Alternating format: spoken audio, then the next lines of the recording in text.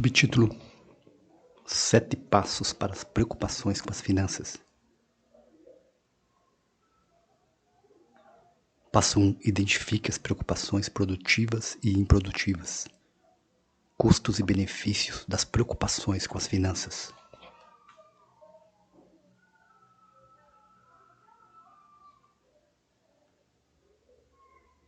Kate acreditava que preocupar-se com as finanças poderia ajudá-la a descobrir as perdas rapidamente, controlar os gastos e prevenir quaisquer surpresas. De fato, ela pensava que esse tipo de preocupação mostrava que era responsável. As desvantagens eram que ela ficava ansiosa, com medo, arrependida e não conseguia aproveitar a vida. Suas preocupações a mantinham acordada à noite. Subtítulo: Preocupações financeiras produtivas e improdutivas. Perguntei a Kate se ela poderia fazer algo produtivo no dia seguinte quanto às finanças. Ela decidiu que poderia juntar os extratos bancários, ver como estava gastando dinheiro, começar a manter um orçamento e pensar antes de gastar. Suas preocupações improdutivas eram os e se e as histórias catastróficas que contavam a si mesma. Subtítulo: Conteste as preocupações improdutivas. Observe a tabela 14.2 e veja se pode identificar alguma de suas preocupações improdutivas com as finanças e como pode contestá-las. Passo número 2. Aceite a realidade e comprometa-se com a mudança. Não personalize. Você acha que o que está acontecendo é exclusividade sua. Você não percebe que milhões de pessoas estão no mesmo barco. Na verdade, pessoas que se preocupam com perdas financeiras relatam-me que gostam de ir a festas e que outros falam de suas perdas. Isso ajuda a normalizar a experiência e não levá-lo para o lado pessoal. A verdade é que as ações sobem e descem por razões que você e todo analista financeiro jamais saberão. Quando Ted perdeu capital na carteira de ações, pensou: o que há de errado comigo?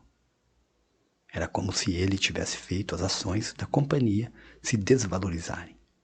Ele não tinha nada a ver com o valor das ações e jamais poderia imaginar em que direção iriam.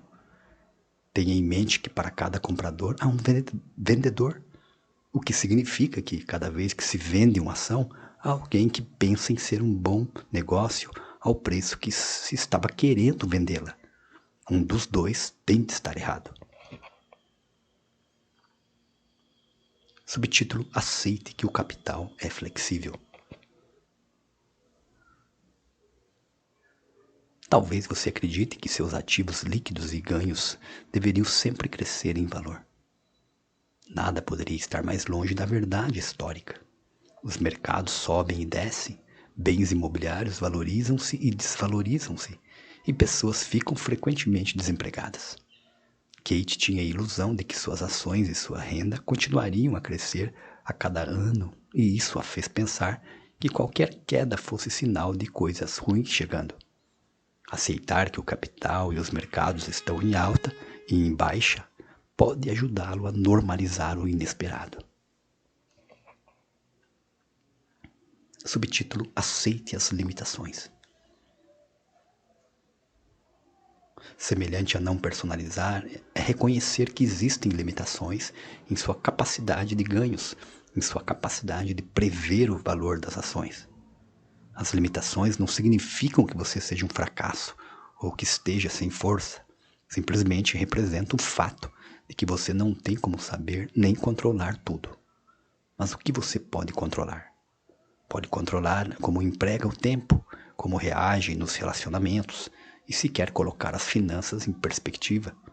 Se você trabalha muito ou tem obsessão pelas ações, deve considerar a possibilidade de reduzir o trabalho. Eliminar a checagem e ficar centrado em coisas que possa controlar e que produzam algum benefício, como, por exemplo, praticar exercícios físicos, aprender e construir relacionamentos. Aceitar limitações em uma área pode abrir oportunidades em outras, e se você optar por buscá-las.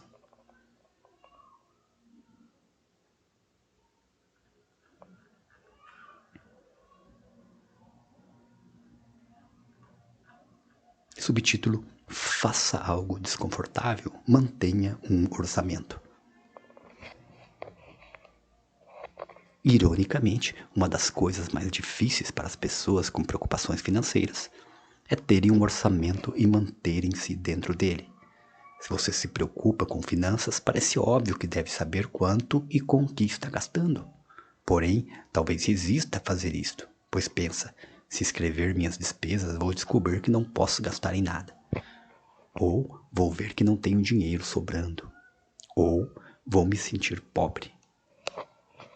Na verdade, você pode tentar fazer isto como tarefa. Anote cada despesa durante um mês. Se fosse cortar os gastos com 10%, o que ainda conseguiria fazer com os outros 90%? Subtítulo: Passo 3. Conteste a preocupação. Acompanhe suas preocupações.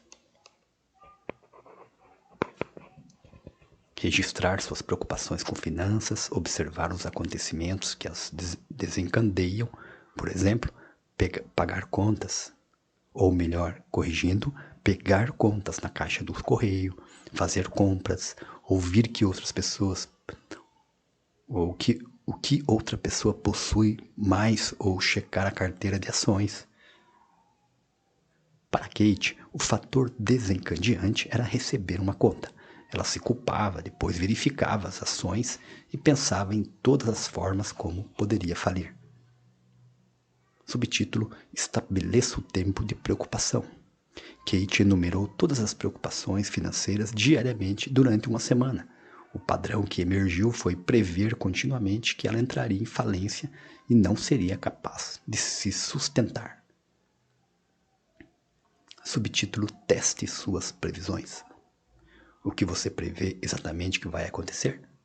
Vai perder todo o dinheiro, ter a hipoteca de sua casa executada, perder um emprego, ser humilhado pelos amigos, quando esses eventos terríveis vão acontecer. Suas previsões recorrentes eram que o dinheiro acabaria e ela não conseguiria pagar as contas. Subtítulo: 8 maneiras de vencer as preocupações. Primeiro, quais distorções de pensamento você usa? Kate adivinhava o futuro. Vou continuar perdendo dinheiro. E catastrofizava. Vou acabar uma sem teto. Desqualificava os aspectos positivos. O patrimônio contido em meu apartamento não conta, já que não posso gastá-lo. E rotulava. Devo ser burra por ter adquirido aquelas ações. Número 2. Qual é a probabilidade de que isto realmente aconteça? Ela tirava conclusões precipitadas de que algo terrível aconteceria, o que, na verdade, tinha pequena probabilidade. Por exemplo, vou perder todo meu dinheiro. Ela havia perdido apenas pequena porcentagem dos bens. Número 3. Qual é o pior desfecho? O desfecho mais provável e o melhor desfecho? O pior desfecho era perder todo o dinheiro. Repetindo, o pior desfecho era perder todo o dinheiro. Porém, o mais provável era que tivesse um problema de fluxo de caixa.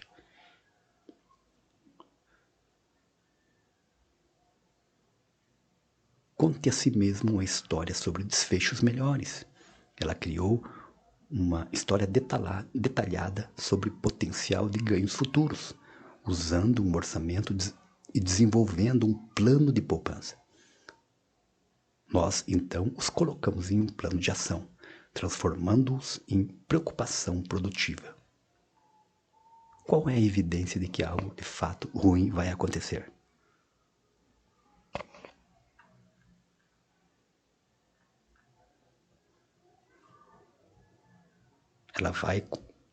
Ela estava considerando uma única informação, como perdas acionárias ou gastos maiores, e tirando a conclusão precipitada de que haveria uma terrível catástrofe financeira.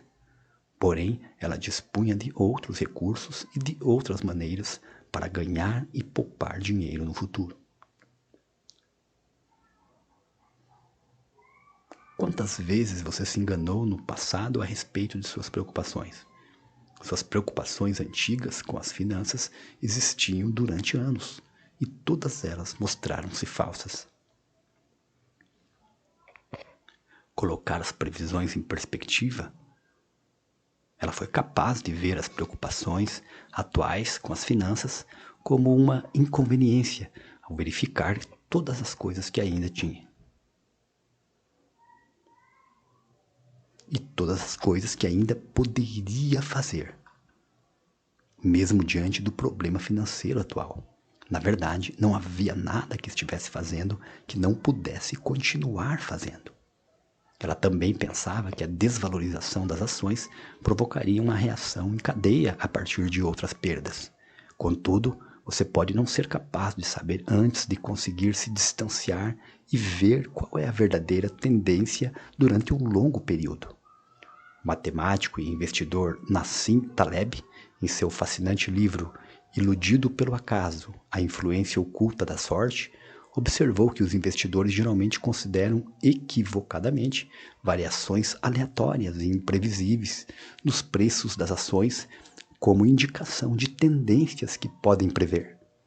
Se você ficar sentado e observar atentamente as flutuações diárias nos valores, ficará mais inclinado a fazer negócios tolos, emocionalmente dirigidos.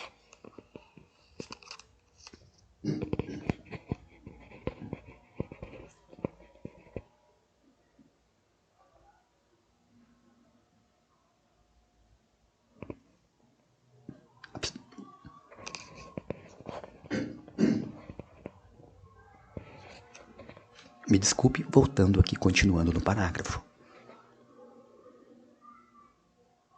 Repetindo, se você ficar sentado e observar atentamente as flutuações diárias nos valores, ficará mais inclinado a fazer negócios tolos, emocionalmente dirigidos, absorvendo custos de operação intensificados, que podem aniquilar quaisquer lucros de investimento que possa obter.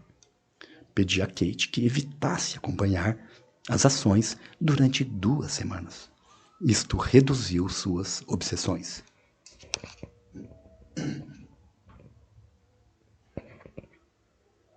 Finalmente, ela presumia que todo o seu potencial de ganhos e ativos financeiros pudessem desaparecer de repente.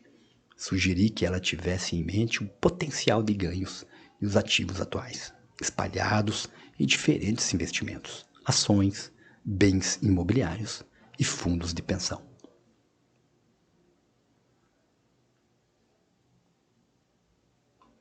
Um outro tópico diz assim, mostrar a si mesmo porque isto não é realmente um problema.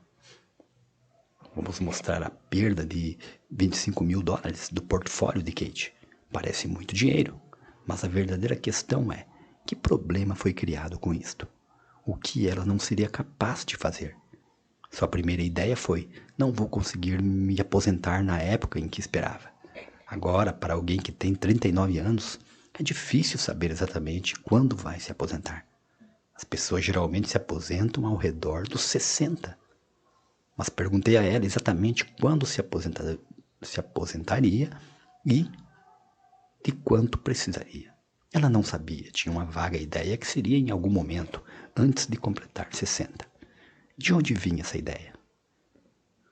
Por que não 61 ou 59?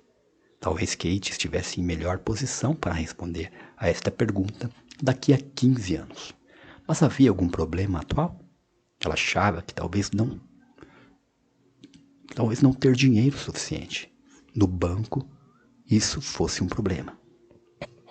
Mas quando ela teve menos capital do banco, digamos, 4 anos atrás, ela viu isto como um problema? Não, na verdade ela pensava estar no caminho certo. Então, quando ganhou mais dinheiro por sorte e depois o perdeu, de repente a quantia que conseguiu por meio de um investimento feliz tornou-se algo de que precisava. Mas precisava para quê? Perguntei a Kate, o que você faria de modo diferente se não tivesse perdido aquele dinheiro? Ela respondeu, simplesmente iria deixá-lo depositado no banco rendendo juros. Pedi-lhe que fizesse uma lista de todas as coisas que ainda poderia fazer, mesmo que perdesse esse dinheiro. Todos os relacionamentos que continuariam, trabalho, exercícios físicos, aprendizagem, divertimento. Kate percebeu que tudo continuaria o mesmo.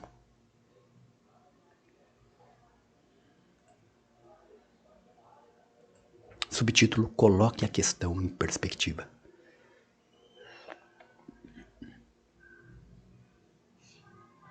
Você talvez focalize uma perda em determinada área e ignore o portfólio de bens.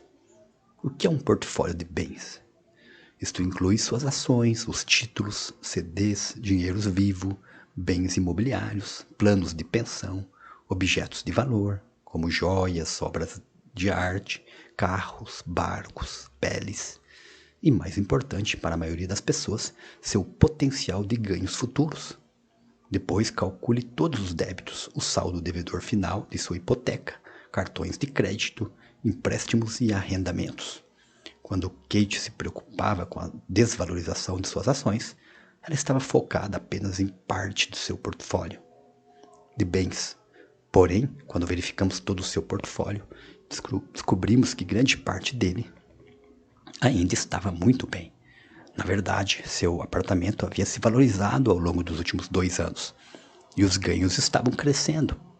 Quando examinamos seu potencial de ganhos futuros, foi uma surpresa para ela perceber que a perda em suas ações era apenas uma pequena quantia comparada aos ganhos futuros.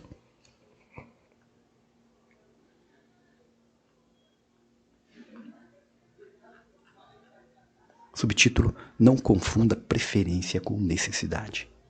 Pensamos que necessitamos totalmente de determinada coisa e não que a preferimos. Pessoas me relatam que precisam de um apartamento caro, de roupas de grife, de uma casa de veraneio, de restaurantes caros e de férias, e que seus filhos precisam frequentar escolas caras. O que você pensa serem necessidades são simplesmente coisas que você prefere ter, e depois diz a si mesmo que deve tê-las. Isso, obviamente, alimenta suas preocupações, particularmente quando vê as ações se desvalorizarem. É bom ser capaz de comprar tudo o que se quer, sem precisar pensar a respeito. Mesmo assim, provavelmente muitas coisas que você compra que custam mais de $50 são totalmente desnecessárias. Você poderia viver sem elas. Se precisa de uma gravata Hermes para fazê-lo sentir-se atraente, há algo errado com sua autoimagem e não com a sua gravata. Se precisa que seu parceiro compre joias caras para provar que a ama, provavelmente não está tendo as coisas mais importantes que fazem um relacionamento andar bem. Ninguém precisa de um carro caro. Eu uso um relógio que custa $60. Poderia comprar um mais caro, mas qual a utilidade para mim de um relógio mais caro? Estou menos interessado em gastar dinheiro em coisas que vão impressionar outras pessoas e mais interessado em comprar livros. Se acha que uma coisa é necessária, vejamos o carro que você acha que precisa. Você sempre teve um carro legal? Houve um tempo em que nem tinha carro? Ou então pensa nas roupas, restaurantes, viagens, casa, o que for. Duvido que tenha nascido com todas essas coisas. Elas se tornaram objetos que você possui ou usa durante algum tempo. Mas se fossem realmente necessárias, você jamais teria conseguido viver sem elas. Exemplos de necessidades reais são coisas como o ar, a água e os alimentos. Roupas de grife, jantares em restaurantes e o computador mais avançado são preferências, mas jamais a necessidade para qualquer pessoa.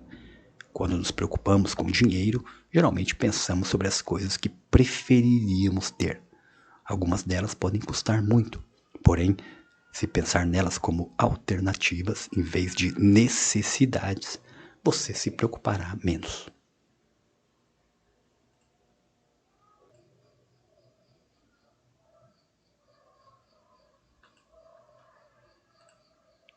Subtítulo: Passo número 4.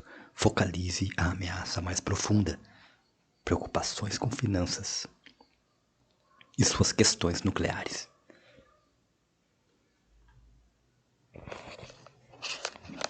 Suas preocupações financeiras refletem crenças nucleares, pessoais ou estilos de personalidade. Por exemplo, se você tem uma personalidade demasiadamente conscienciosa, terá medo de perder o controle, de se arrepender de erros e de não assumir responsabilidades. Você provavelmente vai economizar dinheiro, criticar sua parceira por gastar muito e ficar relutante em fazer aquisições.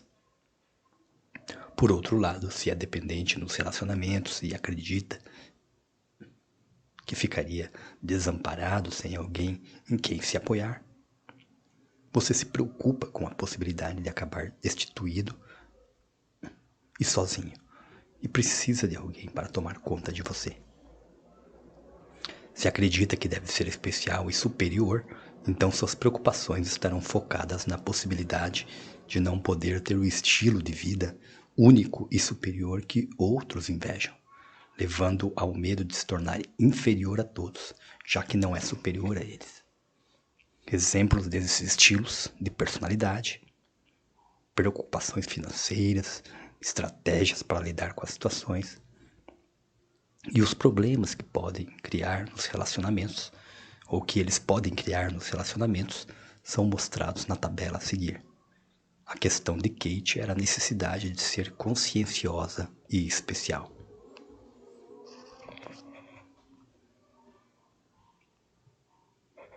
A tabela 14.3 traz então a personalidade e preocupações com as finanças. Personalidade: consciencioso, percepção das dívidas. Pequenas dívidas vão levar a perdas totais. Dívida é um sinal de irresponsabilidade e de estar fora de controle. Dívida significa fracasso. Adaptação: economia, trabalho compulsivo, gastos limitados, supersegurança, crítica a gastos, indecisão quanto a grandes aquisições. Finanças e relacionamentos. Da personalidade e do consciencioso. Retém coisas do parceiro, preocupa-se que o parceiro seja irresponsável, criando vulnerabilidade, critica o parceiro por gastar muito. Personalidade agora dependente. Percepção das dívidas. Alguém vai me salvar e cuidar da minha vida.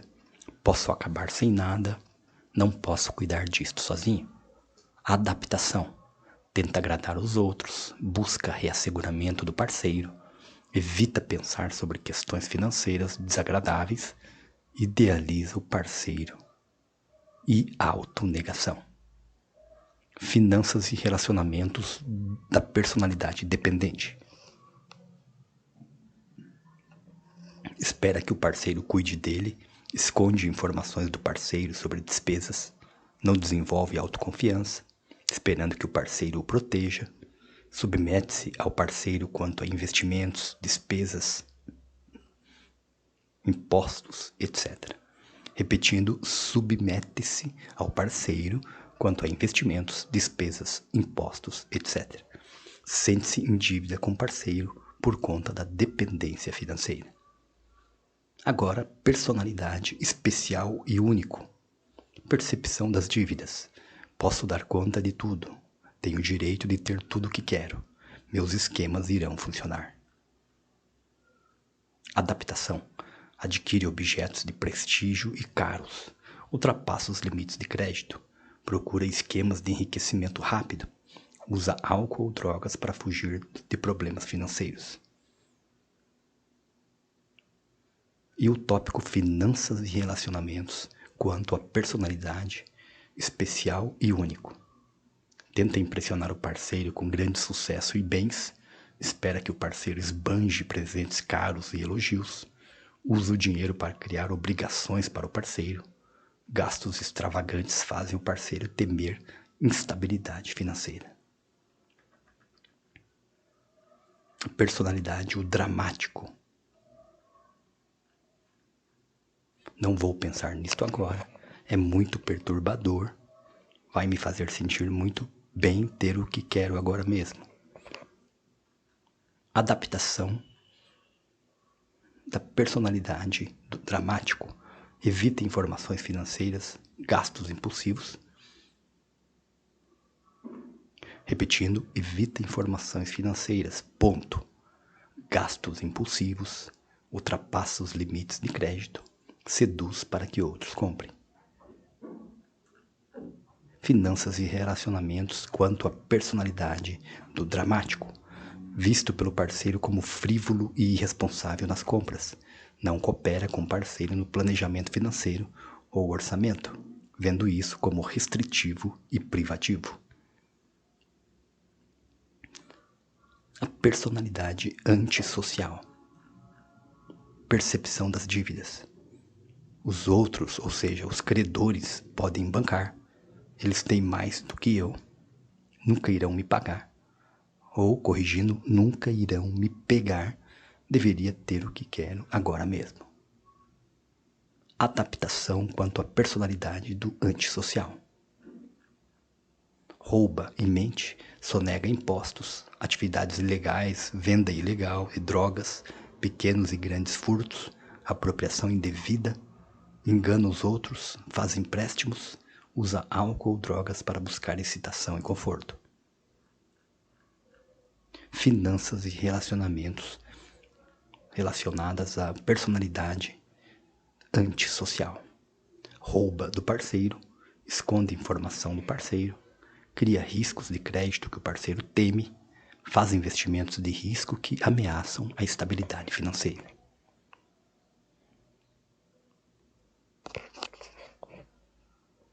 Subtítulo: Você está personalizando? Kate voltou-se então para seus arrependimentos. Não estou apenas preocupada com as finanças no futuro. Arrependo-me de ter adquirido ações que despencaram. Não deveria ter sido tão estúpida. Kate estava vivendo o viés do olhar em retrospecto. Isso significa que ela acreditava, depois do ocorrido, que sabia de todas as informações importantes antes da decisão. Em outras palavras, ela achava que sabia que era uma má decisão quando a tomou, mas ela sabia. Kate estava se baseando em informações nas quais milhões de pessoas se baseiam, as notícias econômicas, corretores e analistas. E ela não estava sozinha ao comprar as ações que caíram. Na verdade, em 2002, os investidores profissionais poderiam realmente ter crédito por não perderem tanto quanto foi a perda do mercado. As pessoas teriam ficado felizes por saírem com perdas e ganhos equilibrados. Obviamente, quase ninguém acabou assim. Por que Kate haveria de pensar que deveria ter uma bola de cristal que ninguém mais tinha? Subtítulo: Passo número 5. Transforme fracasso em oportunidade. Perdas financeiras não significam que você tenha fracassado.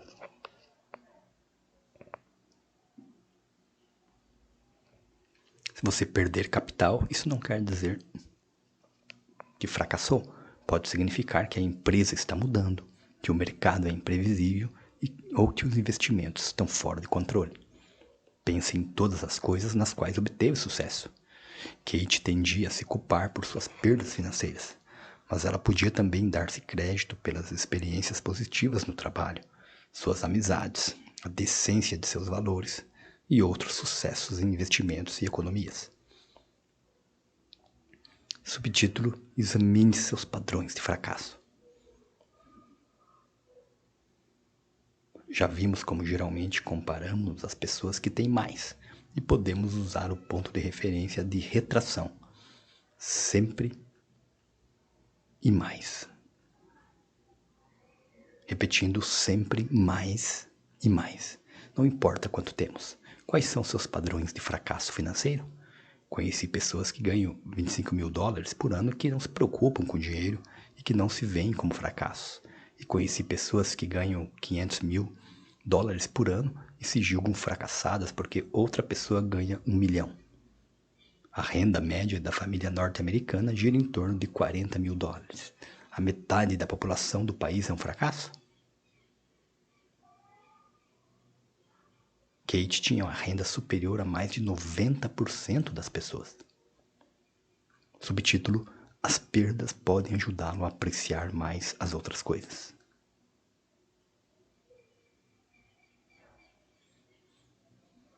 Tendemos a ver nossa renda e ativos como sinal de sucesso, mas eles são simplesmente bens materiais.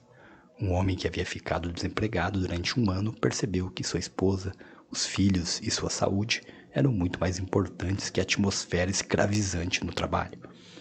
Ele me contou que a perda do seu emprego foi uma das melhores coisas que lhe aconteceram. Pedi a Kate para pensar naquilo que poderia apreciar mais agora, como seus amigos, sua inteligência, a cultura que estava à sua disposição e as músicas de que gostava. Apreciar mais a vida torna o dinheiro menos valioso e essencial. Subtítulo: Algo por nada. O que você pode fazer gratuitamente? Pedi a Kate para rememorar imagens dos momentos mais bonitos de sua vida. Ela se lembrou de caminhar na praia ao pôr do sol, sentir a água correndo entre seus dedos, segurar a mão de seu namorado. Perguntei-lhe se haveria coisas que ela poderia fazer de graça naquela semana. Ela disse: posso dizer a meu namorado que o amo, posso assistir ao pôr do sol do alto do meu prédio, posso fazer um jantar com meu namorado, posso tê-lo em meus braços e amá-lo. Pedi-lhe que imaginasse que tudo, todos seus bens, seu corpo, sua família, seus amigos e sua memória haviam sido retirados dela. Então agora Deus olha para baixo e diz: você pode ter uma coisa de volta de cada vez, mas não vou dizer-lhe quantas vou lhe dar. Cabe a você me convencer de que cada coisa que seja importante para você. Repetindo, cabe a você me convencer de cada coisa que seja importante para você. Se não me convencer, não vai consegui-la de volta. Você decide. Tente me convencer. Por onde você quer começar? Kate começou com os sentidos, ou precisar da minha capacidade de ver, ouvir e compreender, ou nada mais importa. Mas o que você gostaria de ver? Quero ver meu namorado, quero ver o céu, quero ver tudo em volta. O que mais? Minha memória, pois vou querer me lembrar de todas as coisas que foram importantes para mim, como quando meu namorado disse pela primeira vez que me amava e a primeira vez que me beijou. Percorremos laboriosamente cada coisa e por que elas eram importantes. Em seguida eu disse: você tem todas essas coisas agora. Só precisa perceber que elas são ou que elas estão aqui para você. O dinheiro não fazia parte da lista. Se as coisas mais importantes da lista eram coisas que ela já possuía, então o que o fracasso financeiro poderia realmente significar?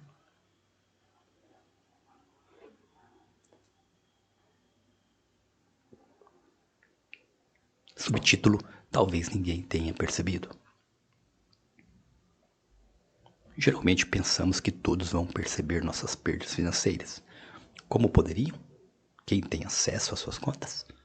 Isto é algo com que quase todos os preocupados ficam confusos. Eles são os únicos que ligam para essas perdas ou preocupações. As únicas pessoas que sabiam da perda financeira de Kate eram aquelas para as quais ela havia contado, e elas não estavam nem um pouco preocupadas com isso. Pense em todas as pessoas que conhece. Com quantas você se preocupou em termos de finanças? Provavelmente com quase nenhuma. Porque não considera isso particularmente relevante para a sua própria vida. Subtítulo: dê-se crédito pelos sucessos anteriores. Uma oportunidade que você pode se dar é ver as perdas financeiras no contexto de todos os sucessos anteriores que teve em todas as áreas da vida. Kate conseguiu enumerar os seguintes como sucessos prévios: desempenho no trabalho, amizades, economias, relações familiares e sua saúde. Subtítulo: passo número 6. Use as emoções em vez de se preocupar com elas. Perceba seus medos e emoções.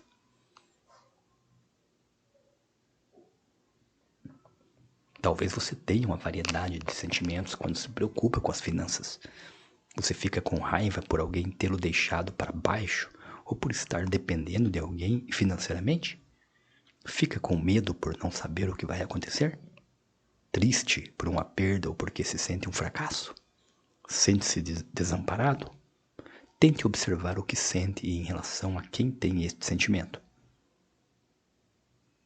Repetindo, tente observar o que sente e em relação a quem tem este sentimento. Kate sentia-se autocrítica, ansiosa e envergonhada. Subtítulo: Encare o pior caso. A pior imagem de Kate era ficar desempregada, não conseguir pagar as contas e gastar os últimos centavos de sua conta corrente. Fizemos 3 coisas com isso. Primeiro, pedi a ela para gravar uma fita sobre como seria sua vida no cenário do pior caso. Depois, pedi que ela ouvisse a fita durante 30 minutos todos os dias e centrasse o foco, enquanto isto parecia ruim. À medida que ficou mais exposta a seu pior temor, este lhe parecia cada vez mais implausível. Terceiro, pedi a ela que me dissesse o que poderia fazer com o tempo, se ficasse desempregada e tivesse muito pouco dinheiro. Ela pensou por alguns instantes e, em seguida, um tanto quanto feliz, disse: eu teria mais tempo para ler, ver filmes e ir a museus. Enfrentar o pior caso e sentir o medo diminuiu suas preocupações, pois ela podia imaginar até lidar com o pior. Subtítulo: Mantenha um diário de emoções.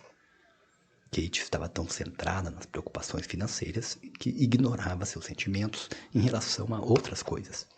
Ela manteve um diário de emoções que registrava os sentimentos em relação a dinheiro, como medo, amigos, vergonha e solidão, e sua mãe, medo de que ela pudesse estar doente. Também anotava essas emoções positivas com amigos, como a gratidão, a mãe, felicidade e paz, e ao ouvir música, prazer. Isto ajudou a perceber que suas emoções não estavam totalmente relacionadas a dinheiro.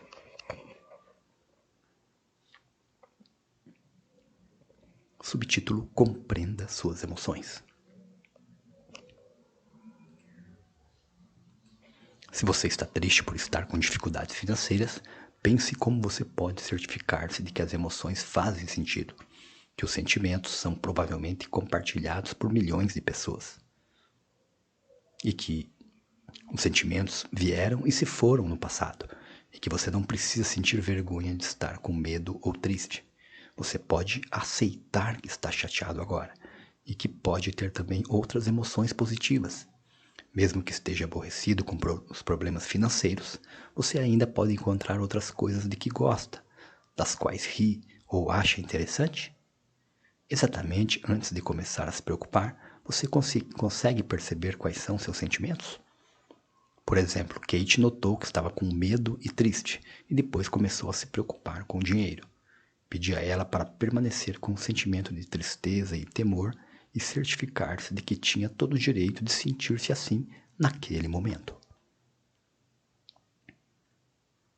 Subtítulo: Suba a escada de significados mais elevados.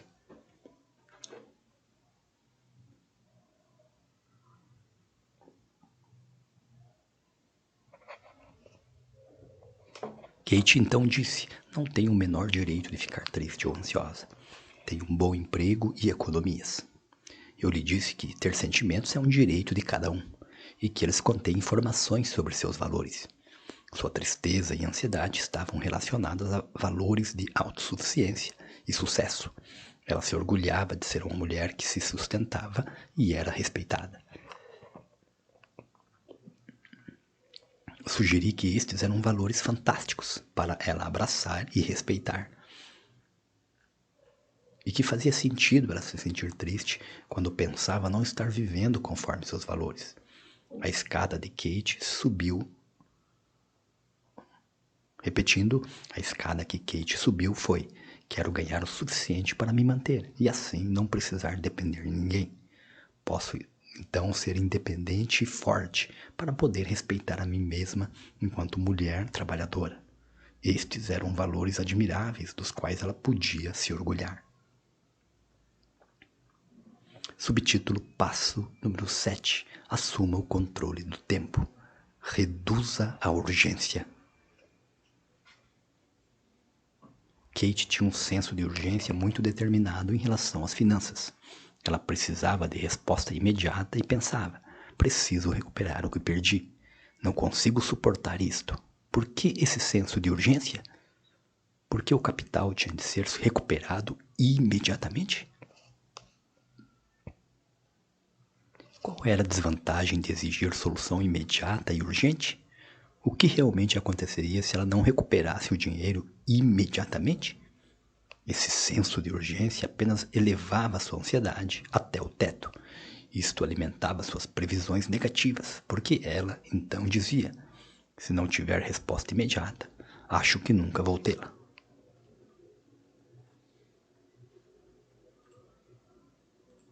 Subtítulo: pense nos ganhos futuros.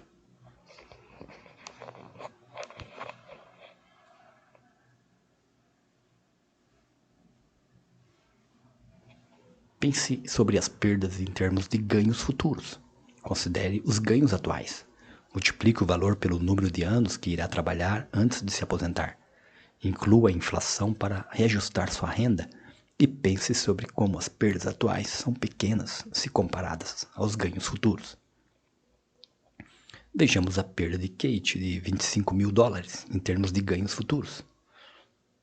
Se arredondarmos sua renda atual para 100 mil, levando-se em consideração pequenos aumentos reajustados pela inflação, e multiplicarmos por 25, então seus ganhos futuros são 2,5 milhões. É claro, ela vai ter despesas durante esse tempo, mas já economizou uma quantia considerável sobre sua renda anterior, que era mais baixa. Apenas considere os $25.000 e compare-os aos 2,5 milhões. Representam apenas 1% dos ganhos futuros. Isto nem mesmo inclui suas economias atuais e futuras. 1%. Subtítulo: entre na máquina do tempo. Pedi a Kate que imaginasse estar viajando em uma máquina do tempo 5 anos no futuro. O que via? Ela se via em um cargo mais alto no trabalho. Via-se casada com Roger, seu namorado atual, pois eles haviam falado muito em casamento nos últimos 4 meses. Via-se fazendo caminhadas nos bosques. Talvez tivesse um cachorro, provavelmente um do abrigo de animais. Pedi a ela para descrever seu dia típico daqui a 5 anos. Kate se levantaria às 7 horas. Ela e seu marido tomariam café da manhã. Levariam um cachorro para passear e iria para o escritório andando. Seria um belo dia de setembro em Nova York. Talvez parasse na Starbucks para tomar um café descafeinado especial. Subiria para sua sala, que teria uma bela vista. E depois começaria a trabalhar em uma conta para a empresa, em Cleveland. Já que Kate estava na máquina do tempo, pedi a ela para voltar ao passado e observar algumas de suas preocupações 10 anos antes. Com o que ela se preocupava naquela época?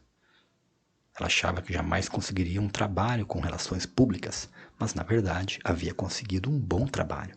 Achava que jamais conseguiria um apartamento em Nova York, mas teve sorte e encontrou um acessível. Achava que não encontraria um parceiro e agora estava envolvida e feliz. Subtítulo: o que o fazia mais feliz quando tinha menos? Kate é como muitas pessoas que acreditam que, uma vez adquirindo determinada soma de dinheiro, não podem mais viver sem ela. O que nunca tiveram antes tornou-se essencial hoje. Pedi a Kate que me contasse o que fazia para se divertir quando tinha menos dinheiro. Ela elaborou uma lista de coisas de que gostava: conversar com os amigos, trabalhar, fazer sexo, ver filhotes de animais, rir, ler, ouvir música, preparar pratos gostosos, ir ao cinema, ver fotos antigas, folhas de outono, dormir, ver o pôr do sol, caminhar pela praia, contar piadas, viajar, sentir o cheiro da chuva nas folhas, andar pelos bosques, sentir a água quando nadava, olhar o musgo sobre uma rocha. A lista era, ou parecia, infindável. Mais importante, quase nenhuma dessas experiências custava nada para ela. Subtítulo: Expanda o tempo.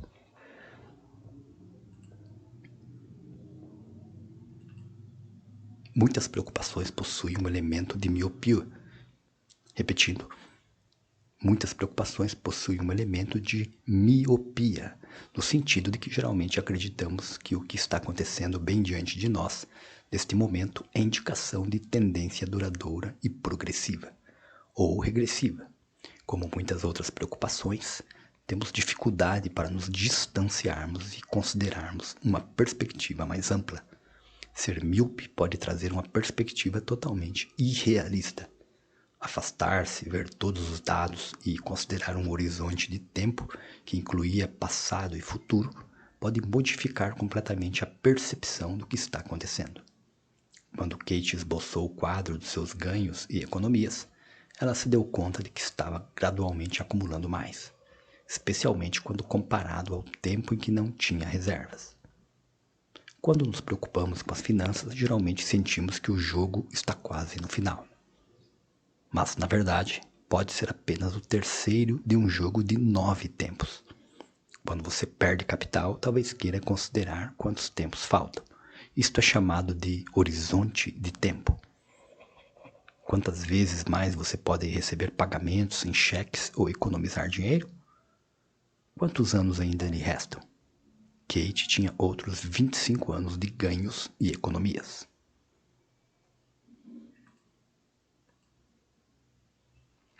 Subtítulo: Recapitulação.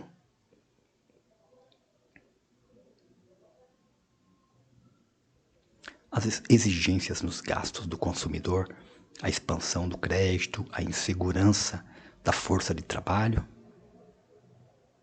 a volatilidade do mercado de ações e as comparações para cima tornam-se vulneráveis às preocupações com as finanças. Contudo, existem numerosas técnicas e conceitos que você pode empregar para compreender as preocupações financeiras e transformá-las. Vimos que preocupar-se com finanças raramente é produtivo. Na verdade, pode ser mais produtivo e agradável fazer coisas que não custam nada. Preocupações com capital que pode ou não usar no futuro. Repetindo, preocupações com um capital que pode ou não usar no futuro privam-no de apreciar e desfrutar o presente. Vimos que o dinheiro acaba simbolizando coisas para você: sucesso, segurança, aceitação, status ou liberdade, mas ele também pode estar supervalorizado. Na verdade, pesquisas sobre a situação financeira mostram que, quando as pessoas ganham mais, sua felicidade aumenta apenas ligeiramente durante um curto período. Algumas pessoas passam tanto tempo se preocupando com as finanças ou tentando ganhar mais que sua vida ou a sua qualidade de vida diminui. A verdadeira segurança reside no desenvolvimento de um portfólio de vida, entre aspas, portfólio de vida, que inclui relacionamentos, intimidade, trabalho, crescimento pessoal e um sentido de comunidade. A sensação de urgência quando você está diante de preocupações financeiras pode ser controlada por uma sensação de apreciação do momento. A questão a perguntar a si mesmo quando se preocupa com possíveis perdas ou pressões financeiras é: o que ainda posso fazer que tenha significado para mim? Talvez seja gratuito.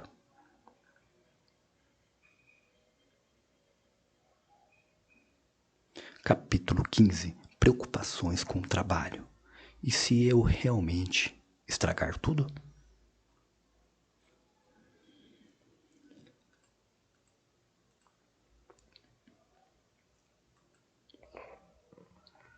A ansiedade com relação ao trabalho é cada vez mais comum enquanto lemos sobre demissões em massa, companhias abandonando os negócios, habilidades tornando-se obsoletas e a dependência de rendas de carreiras duplas para que os objetivos sejam atingidos. tendências sociais recentes indicam as seguintes fontes de preocupação. Estamos mais preocupados com a perda do emprego e com o medo de não conseguirmos um equivalente ou mesmo qualquer outro.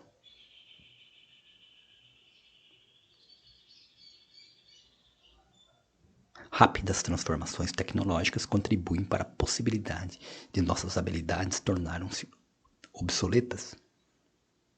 Permanecer em uma empresa durante muitos anos é atualmente exceção à regra, diferentemente de nossos pais, que podiam contar com a estabilidade no emprego. Passamos mais tempo no trabalho do que nossos pais, o que nos torna americanos sobrecarregados. Ficamos preocupados com relação ao que o chefe possa pensar, como promoções, com a conclusão de um projeto e com a avaliação. Pensamos que, se perdermos o emprego, enfrentaremos uma tendência descendente no mercado de trabalho, acabando com um emprego inferior, que nos faça sentir como fracassados. Ficamos preocupados porque as coisas não são justas, e aí nos debatemos com a injustiça durante horas. Ficamos preocupados porque nosso trabalho será criticado, e então procrastinaremos para fazê-lo ou nos exaurimos fazendo o trabalho perfeito. Encaramos a crítica como sinal de incompetência, revelando que somos realmente impostores que não merecem emprego nenhum.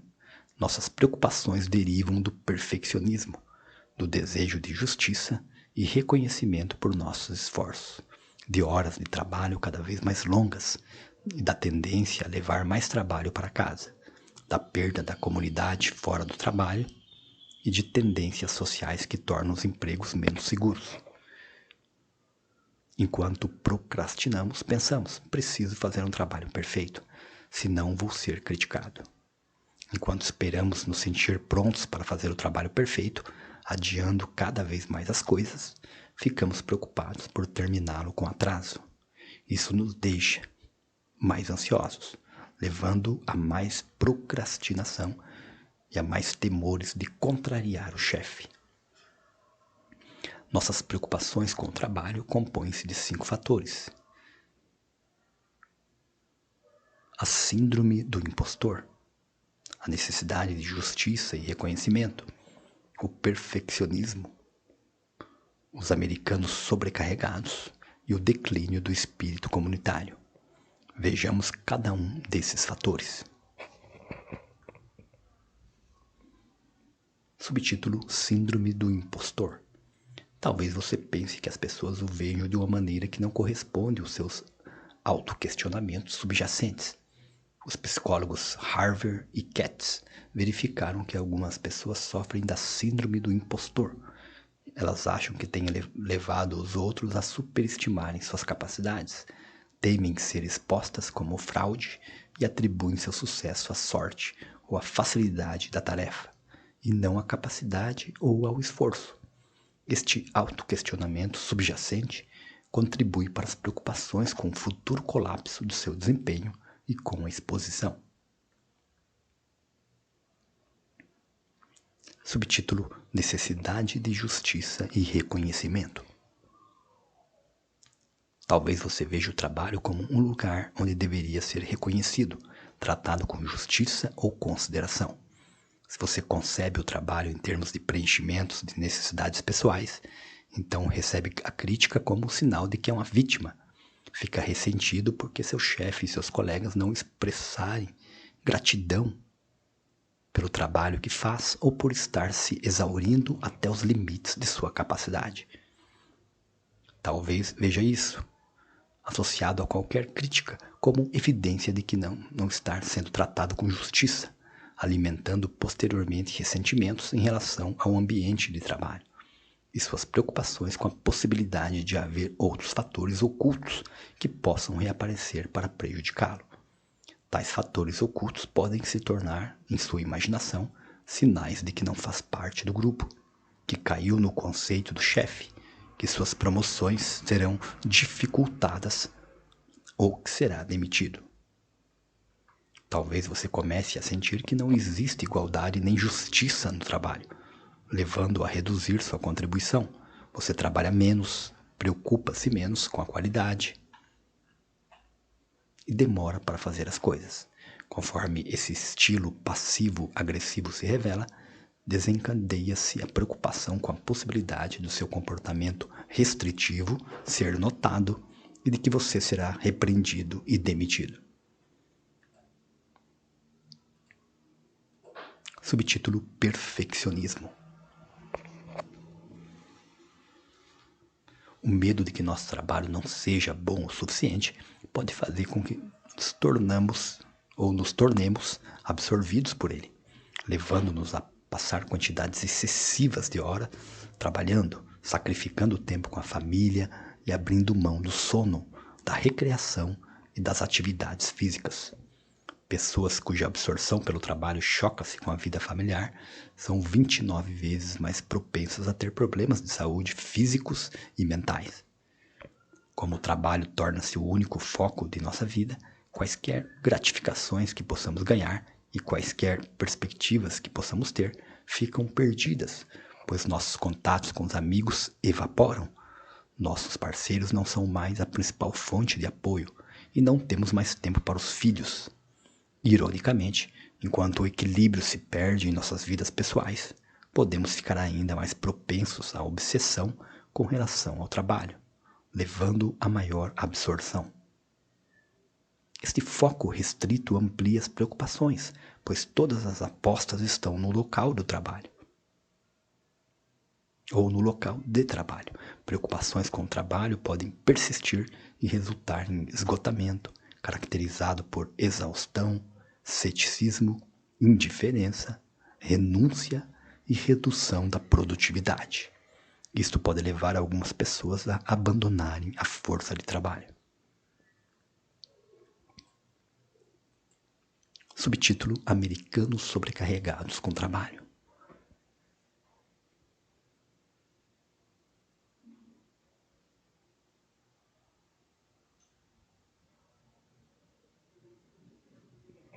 A economista de Harvard, Juliet Schor, assinala que ao longo dos últimos 20 anos houve um aumento no número de horas por ano que passamos no trabalho, fato que reverte tendências históricas anteriores de trabalhar menos horas. Como exigimos cada vez mais de nós mesmos no trabalho, o tempo para a família, o sono e o lazer diminui. Embora ganhemos mais e consumamos mais do que nas décadas passadas, temos menos tempo livre. Isso se agrava ainda mais com o surgimento de famílias de carreiras duplas, nas quais as mulheres tentam desempenhar simultaneamente o papel de mães e trabalhadoras. Ironicamente, contudo, as entidades corporativas para as quais eventualmente trabalhamos têm cada vez menos compromisso de proporcionar aos empregados a segurança de uma carreira na empresa, devido a frequentes fusões, redução do número de empregados e transformações que conduzem à rápida rotatividade. Enquanto estamos mais focados em nosso próprio compromisso com o trabalho, as empresas reduzem seu compromisso com os empregados.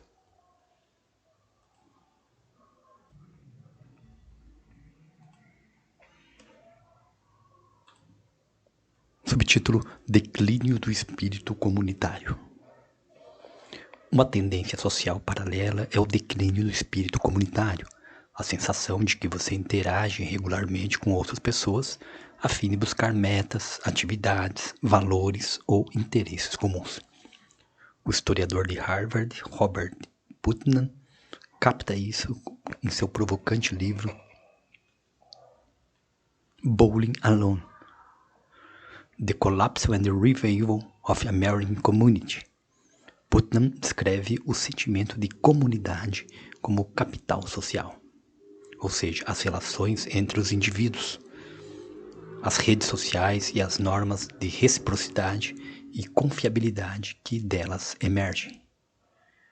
O declínio do espírito comunitário reflete-se no fato de que a participação em organizações civis, tais como grupos religiosos, sindicatos, grupos de interesses e grupos políticos, diminuiu. Os casamentos parecem cada vez mais fadados ao divórcio. As pessoas mudam-se mais frequentemente. As amizades duram cada vez menos e os empregos estão mais tênues. Esta falta de comunidade vê-se refletida no fato de que os americanos jogam boliche sozinhos, entre aspas, em vez de participarem de ligas ou grupos de homens e mulheres que jogavam juntos 40 anos atrás. A falta de comunidade fora do trabalho pode nos tornar mais vulneráveis em termos de desempenho profissional, pois podemos sentir que não temos uma comunidade a qual recorrer em busca de perspectiva e apoio. Além disso, sem uma comunidade com a qual possamos nos relacionar, passamos a acreditar que as necessidades pessoais e particulares podem ser atendidas apenas no trabalho. Isso aumenta o risco de preocupação, pois o trabalho raramente preenche as necessidades que uma comunidade pode proporcionar. Subtítulo: As preocupações e ressentimentos de Mia. Mia trabalha há 2 anos em uma pequena empresa de marketing e percebeu que Paula, sua chefe, privilegiava Laura. Ela não conseguia entender a razão, afinal, Mia chegava na hora, fazia todo o trabalho que tinha de fazer e nunca causava problemas. Não apenas isso, mas Mia também trabalhava mais que Laura e era melhor ao fazê-lo. Mia foi para casa, tomou um drink e pensou: por que Paula privilegia Laura? O que estou fazendo de errado? Ao chegar ao escritório, Mia procurava sinais indicativos de que Paula não era amável com ela. Uma vez que buscava rejeição, ela fazia cara feia e ficava indiferente a Paula. Mia oscilava entre ressentir-se pelo fato de não ser reconhecida e duvidar de sua própria capacidade. A economia tinha ficado em baixa durante meses e sua empresa estava sendo duramente atingida. Mia preocupava-se com a perda do emprego, caso Paula fosse forçada a escolher entre ela e Laura. Enquanto se preocupava, Mia engajava-se em leitura mental. Paula não gosta do meu trabalho. E também personalização. Devo ser a única que não está indo bem aqui. Adivinhação do futuro. Provavelmente vou ser mandada embora logo. Catastrofização. Se perder meu emprego, nunca mais vou arrumar outro. E rotulação. Isso mostra a perdedora que realmente sou, pois não consigo ir bem no trabalho. Mia acreditava que se preocupar levaria a uma resposta, daria a ela segurança e reduziria quaisquer incertezas que tivesse. Ela acreditava que a preocupação era uma maneira de resolver o problema, evitaria quaisquer surpresas no futuro e iria fazê-la sentir-se mais calma. Mia não conseguia suportar a incerteza de não saber se manteria ou perderia o emprego e assim continuava se preocupando em busca de certeza, sem nunca obtê-la. Quando Mia pensava na perda do emprego, ela se imaginava sem trabalho indefinidamente e via outras pessoas desprezando-a por seu fracasso. Não ter emprego era o equivalente a ser um fracasso como pessoa, em seu modo de ver, e ela achava que o mercado de trabalho estava tão terrível a ponto de jamais ser capaz de arrumar outro emprego. Ela então se lembrou de uma história que lera em uma revista sobre um programador de computador da Califórnia que havia falido durante a quebra das empresas .com na área de San José. Ela pensava: isto é o que vai acontecer comigo. Mas não conseguia dormir. Mia não conseguia dormir, pois ficava preocupada com o trabalho, com sua falta de apoio no escritório e agora com a dificuldade de conciliar o sono. Ela então pensava que depois de perder mais horas de sono, seria ainda menos eficaz, ficaria menos alerta e mais debilitada no dia seguinte. Imaginava que a falta de energia e agora a depressão iriam impedi-la de desempenhar suas tarefas adequadamente e que seria finalmente demitida graças à sua incompetência. Subtítulo: 7 passos para as preocupações com o trabalho. Passo número 1. Identifique as preocupações produtivas e improdutivas. Avalie sua teoria da preocupação. Mia achava que a preocupação era uma maneira de compreender os problemas, evitar surpresas e estar preparada para o pior que pudesse acontecer. Ela pensava que a preocupação ajudaria a motivá-la a desempenhar melhor suas tarefas. Porém, não conseguia encontrar evidências de que estivesse resolvendo os problemas ou se preparando para o pior. Ela estava simplesmente repetindo as preocupações sem quaisquer soluções operacionais que pudesse colocar em prática. Subtítulo: Preocupações produtivas e improdutivas. Mia centrava o foco em perguntas sem respostas. Por que estou sendo tratada injustamente? Na reação em cadeia de acontecimentos, Paula ficará aborrecida, serei demitida e nunca mais conseguirei outro emprego. Informações que não se podem saber. O que minha chefe está pensando? E nas exigências de soluções perfeitas. Preciso ter certeza absoluta de que nunca serei demitida. E nos acontecimentos fora do controle, tais como a redução de pessoal que ocorre em uma recessão. Sua preocupação focalizava elementos negativos potenciais que a levavam a se sentir responsável pela solução de todo tipo de problemas que pudesse imaginar, embora nada realmente terrível tivesse acontecido no trabalho. Mia irracionalmente acreditava que sua preocupação havia impedido de que fosse demitida. Pedi a ela que pensasse na diferença entre preocupações com relação ao futuro desconhecido. Posso nunca conseguir outro emprego. E preocupações com comportamentos atuais que pudessem ser abordados ao tomar uma atitude imediata. Que atitudes imediatas ela poderia tomar? Mia sentia que Laura estava sempre bajulando Paula, perguntando-lhe sobre seu final de semana e suas viagens. Ela parece ser mais gentil do que eu.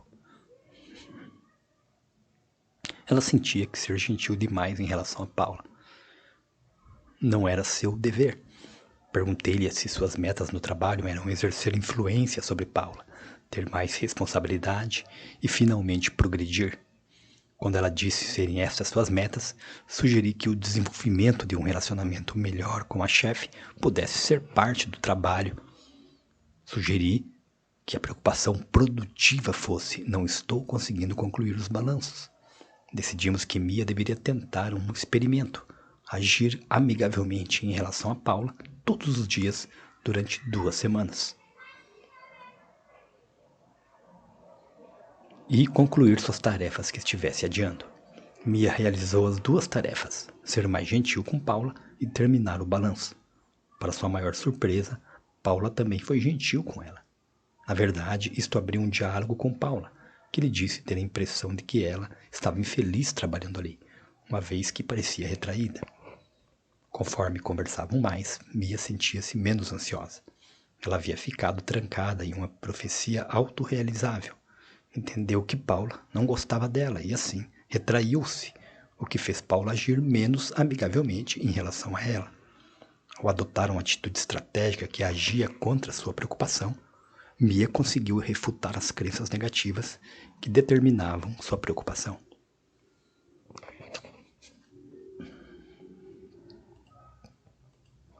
Subtítulo: Passo número 2. Aceite a realidade e comprometa-se com a mudança.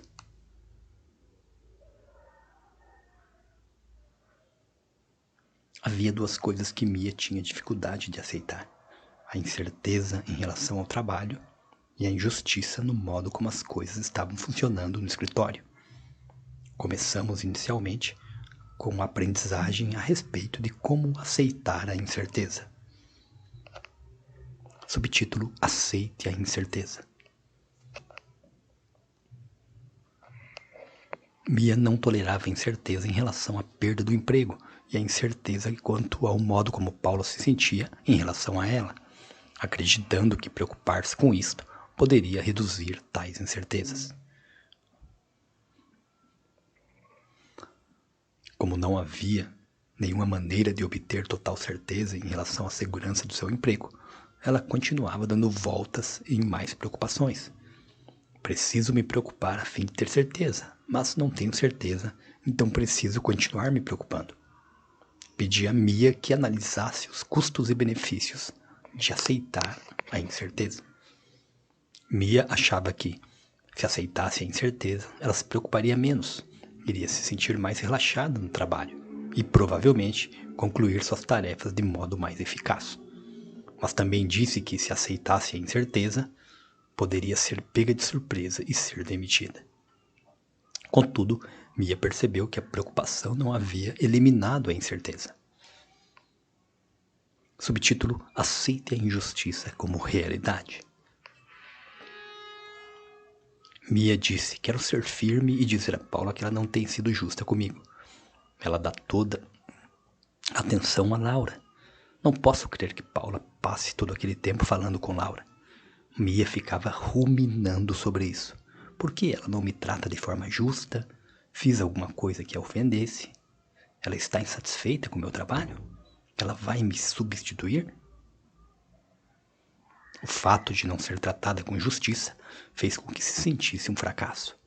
Porém, talvez seja inevitável que você seja tratado injustamente no trabalho. Não estou sugerindo que você nunca deveria ser firme, mas a ênfase excessiva em justiça pode levar à ruminação, à preocupação e a enfrentamentos frustrantes, e a enfrentamentos frustrantes com seu chefe. 3 perguntas emergem quando você pensa que não está sendo tratado com justiça. Primeiro, o que significa não ser tratado justamente? Significa que você não é competente, que seu emprego está por um fio, que seu chefe é uma pessoa abominável? Número 2, a que reações você fica propenso quando é tratado injustamente? Tende a se tornar passivo-agressivo, ressentido, retraído ou hostil? Número 3, quais são suas metas mais importantes no trabalho? Ser reconhecido e tratado com justiça ou fazer seu trabalho? Garantir um emprego e conseguir maiores gratificações e poder? Sugeri que ela adotasse a seguinte abordagem: conceber a injustiça como parte do trabalho. Não é exclusividade sua, faz parte do emprego. Identificar metas positivas relacionadas ao trabalho, concluí-lo, garantir sua posição e progredir. Não esperar que, por ser especialista ou boa no que faz, isso seja suficiente para obter sucesso. Talvez você precise aprender a participar do jogo, entre aspas. Desenvolver uma abordagem estratégica em relação ao chefe e ao trabalho. Isso era aceitação radical, ou seja, o reconhecimento de que o mundo é como é e que esta é a realidade a partir da qual se deve começar. Aceitação radical não implica que você goste do jeito que as coisas são, tampouco que não tenha sido tratado injustamente. Contudo, isto implica sim que você veja as coisas realisticamente, em vez de ficar focado no protesto, na reclamação e na ruminação. No caso de Mia, aceitação radical significava aceitar a realidade de que poderia não ser tratada com justiça, e então desenvolver uma estratégia para lidar com ela. Mia examinou uma estratégia, ir à sala de Paula e ser assertiva. Assertividade pode frequentemente ser uma excelente tática de resolução de problemas, pois você pode às vezes identificar mudanças positivas que a outra pessoa possa empreender e que torne as coisas melhores. Entretanto, também verifico com frequência que a assertividade confrontativa direta pode pôr em perigo sua condição profissional. Seu chefe pode não se importar com o que você sente e ver sua confrontação como insubordinação. Isto pode realmente colocar em risco seu emprego. Uma estratégia alternativa é tornar-se alguém que faz o jogo. Esta é uma orientação em relação ao trabalho, segundo a qual você faz o seguinte: estabeleça a meta de atingir maior segurança no trabalho e cumprir as tarefas. Determine quem controla as gratificações e quais alianças seria conveniente estabelecer. Descubra como recompensar as pessoas que detêm o poder e controlam as gratificações. Talvez você considere esta abordagem demasiadamente manipuladora ou maquiavélica. Posso compreender a objeção. mas também argumentaria que esta é a maneira profissional de encarar o trabalho. O trabalho envolve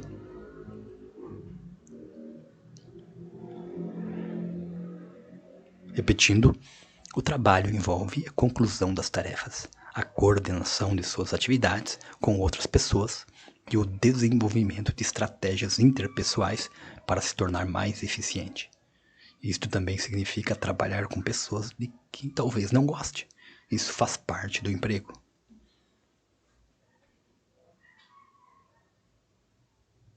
A primeira coisa a considerar é que quem controla as gratificações. Repetindo, a primeira coisa a considerar é quem controla as gratificações. Em quem vale a pena cultivar boa impressão? Certamente a boa intenção do chefe é importante, mas talvez também seja o caso de o supervisor do escritório ou colegas com posição equivalente ou inferior exercer influência sobre quem obtém as gratificações. Por exemplo, o assistente administrativo do chefe pode ser a pessoa mais influente no escritório. Manter essa pessoa como aliado pode ser essencial. Se essa pessoa for seu aliado, talvez você acabe se preocupando menos.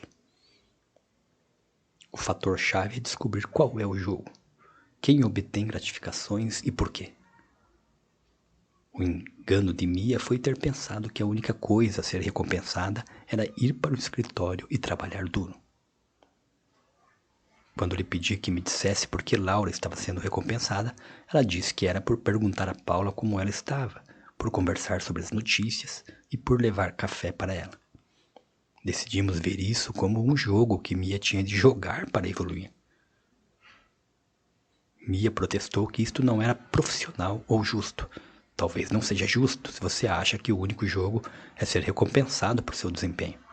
Mas este pode ser o modo como o mundo real está organizado. Na verdade, isto poderia ser o que realmente está envolvido em ser profissional. Aprender qual é o jogo e jogá-lo para ganhar. Mia decidiu adaptar-se a esta abordagem estratégica, em vez de se sentir a vítima desamparada e encurralada pelo ressentimento e passividade. Elaboramos uma lista de metas estratégicas para cada semana, tais como cumprimentar o supervisor, falar com Paula sobre o final de semana e os interesses dela e incentivar os colegas por seu bom trabalho. Mia ficava pensando, ei, estou fazendo um bom trabalho. Por que ela não gosta de mim? Ela pensava que ser um especialista era a única coisa que contaria no trabalho. Na verdade, ela achava que estava descontraída e...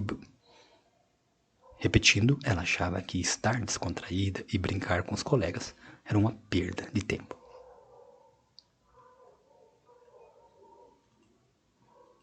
Subtítulo: Passo número 3. Conteste a preocupação. Avalie e conteste o pensamento distorcido.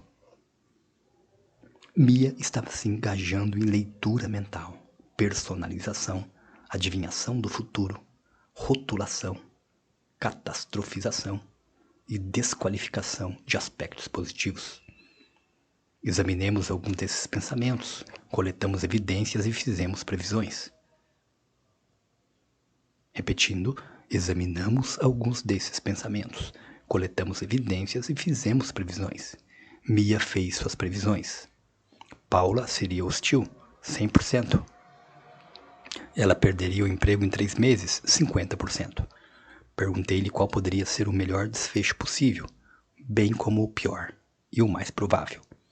E se ela começasse a ser mais gentil com Paula? Ela disse, o melhor desfecho é ela ser realmente amável comigo. O pior é ela me demitir quando eu falar com ela. E o desfecho mais provável é que seja cordial, porém não realmente afetuosa.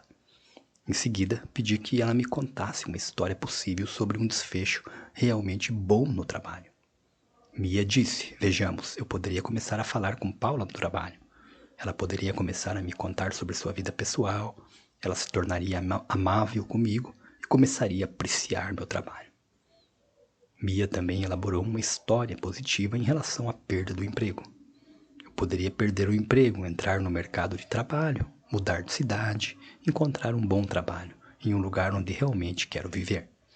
Isso poderia acontecer, pois sou realmente competente e trabalho duro e estou querendo me mudar.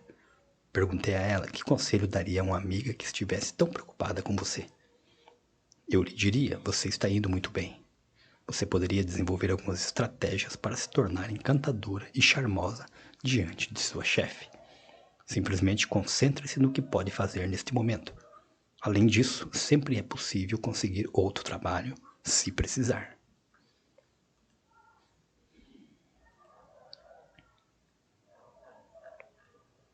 Subtítulo: Passo 4. Focalize a ameaça mais profunda. Repetindo, focalize a ameaça mais profunda. Examine as crenças nucleares. A crença nuclear de Mia era que ela era inadequada e que as pessoas imediatamente pensariam nisso se sua chefe a criticasse.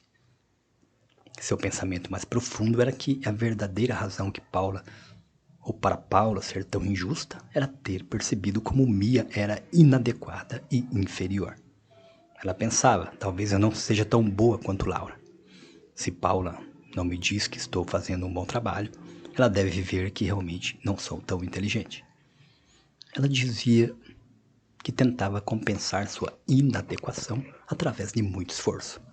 Trabalho longas horas e me preocupo com os meus erros.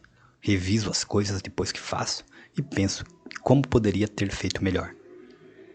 Isto é chamado de post-mortem. Você revisa o trabalho após o fato e depois foca apenas os erros. Ela dizia, talvez possa aprender a partir dos erros e melhorar. Mia ignorava aspectos ou seus aspectos positivos, já que pensava que isto era esperado dela. Assim, não havia nenhuma maneira de ela ver qualquer evidência de sua adequação. Quando percebia seu desempenho positivo, dizia, bem, outras pessoas fazem melhor. Isto a levou à sua crença nuclear. Se não sou a melhor, então sou inadequada.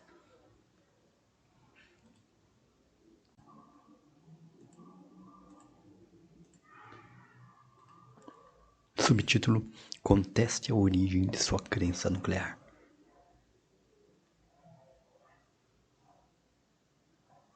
De onde Mia tirou a ideia de que era inadequada? Meu irmão mais velho era quase um gênio. Ele tirava notas incríveis, entrou em uma grande universidade. Os professores sempre me comparavam a ele. Eu me saía bem, imagino, mas não tão bem quanto ele. Meu pai realmente o favorecia em relação a mim. Eu lhe perguntei, mesmo que seu irmão mais velho fosse quase um gênio, isso significa que você é inadequada? Mia percebeu que isso não era racional.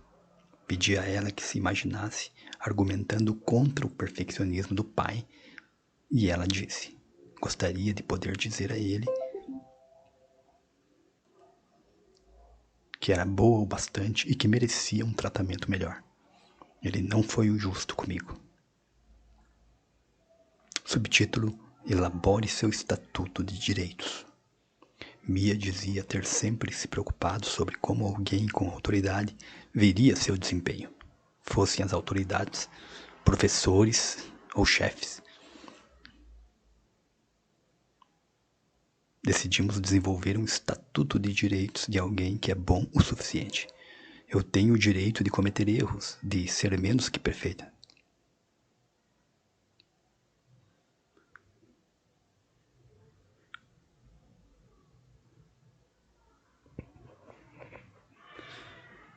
Repetindo, decidimos desenvolver um estatuto de direitos de alguém que é bom o suficiente.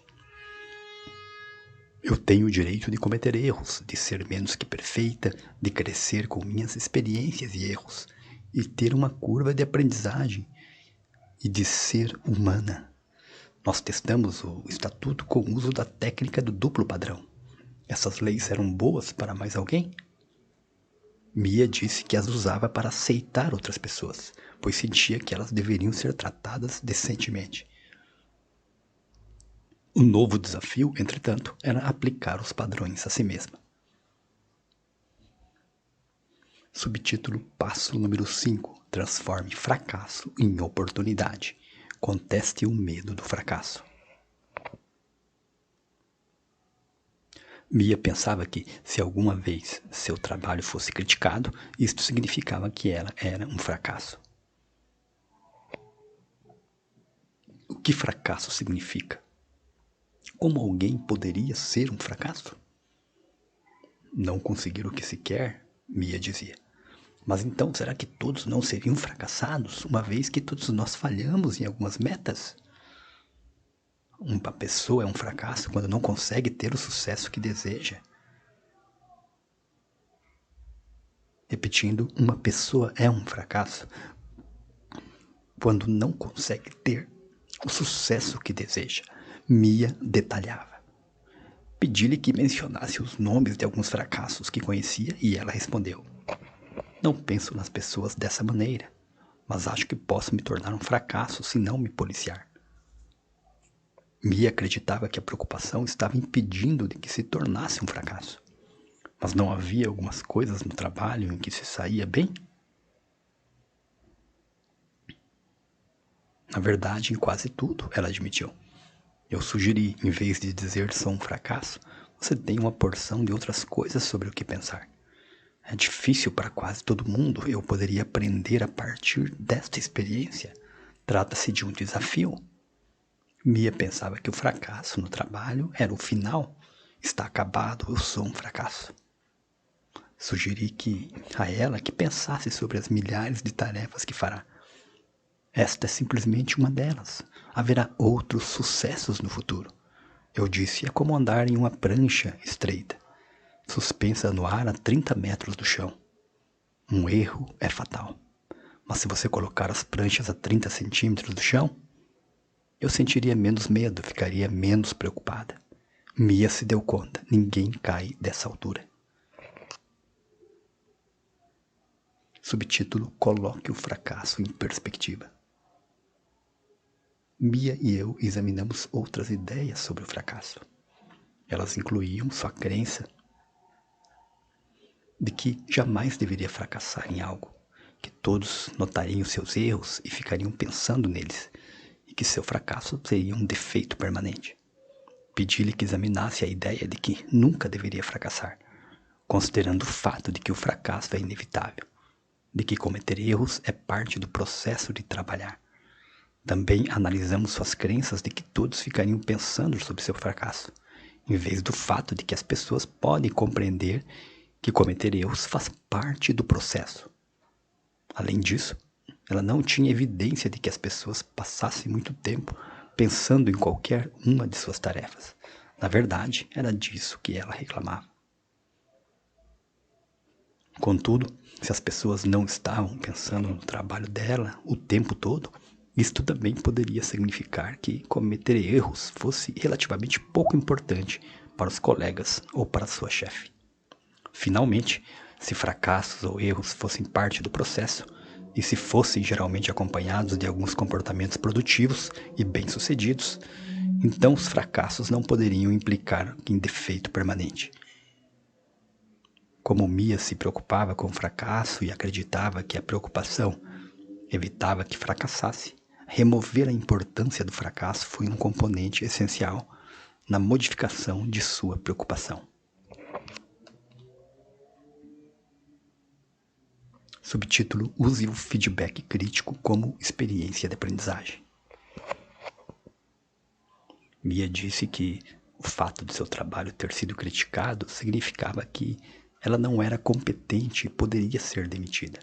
Ela concebia o feedback crítico como devastador e terrível.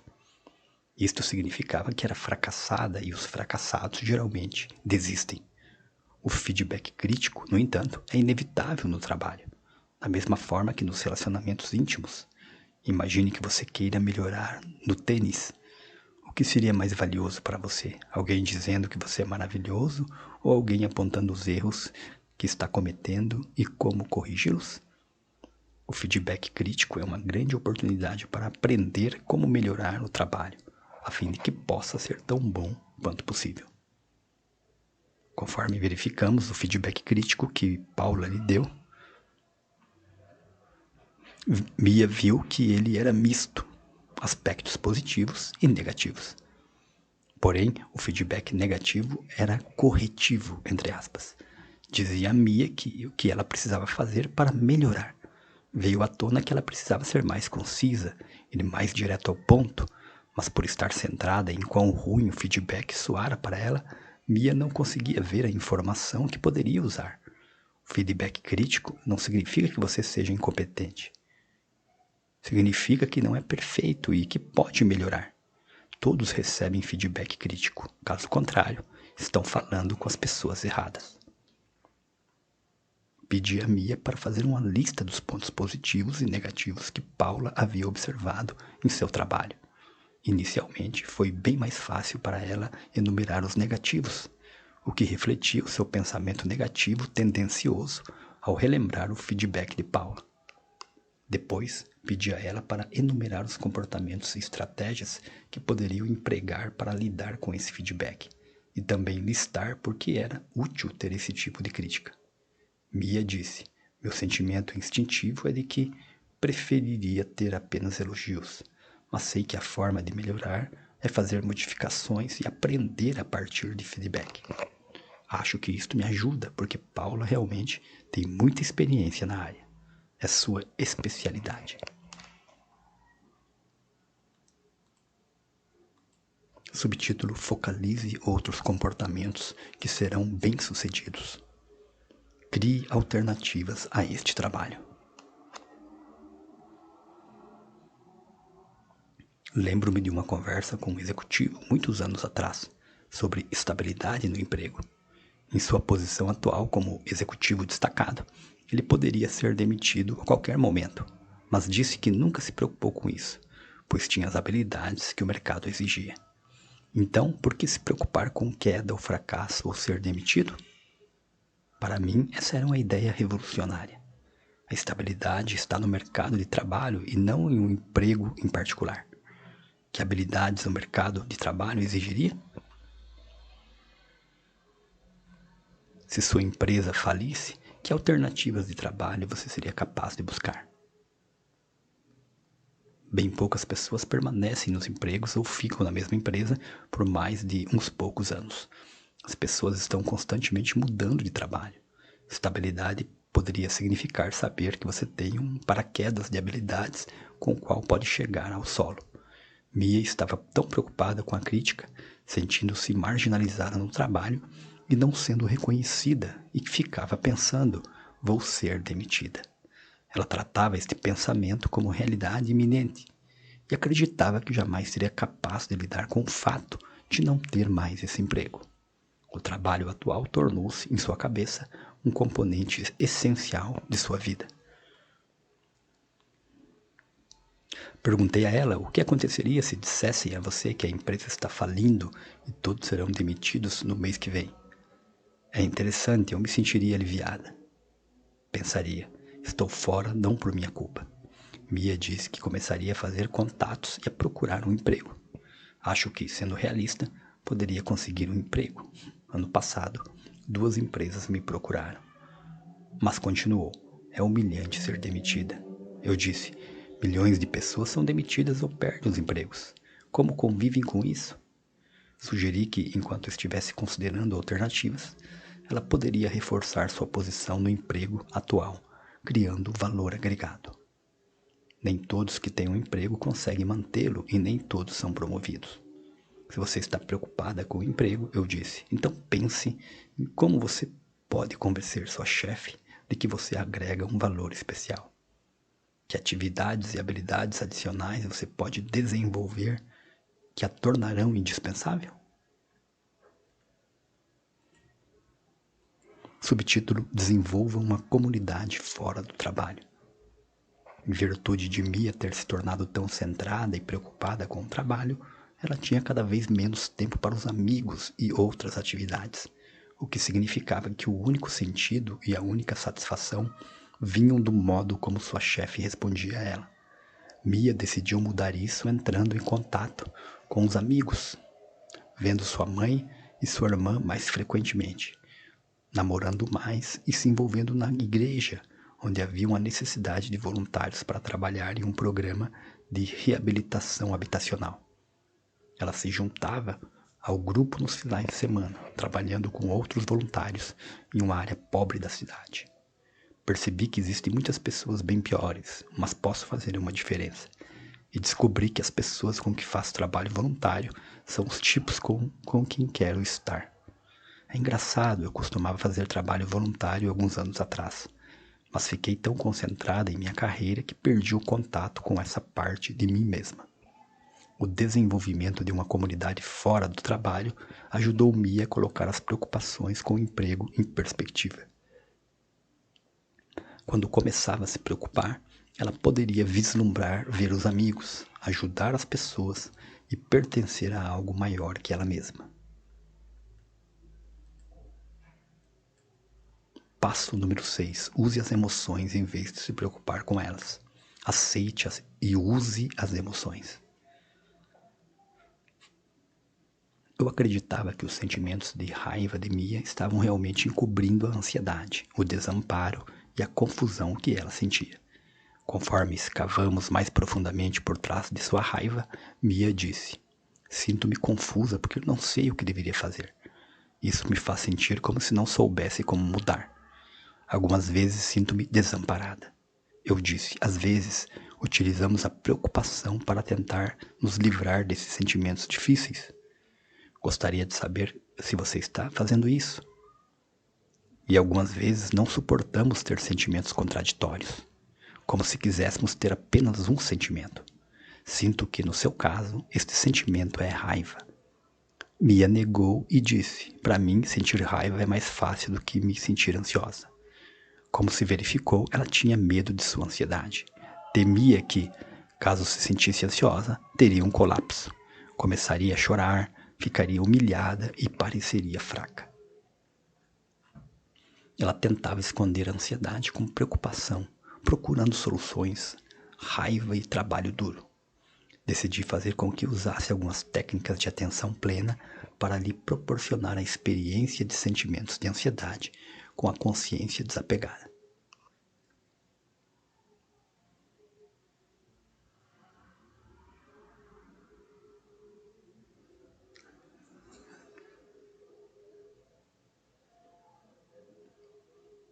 Pedi a Mia para formular a imagem de sua demissão. Você agora está desempregada e sentada em seu apartamento e sentindo-se muito ansiosa. A ansiedade começou a aumentar e eu pedi que ela levasse o foco de sua atenção para os batimentos cardíacos.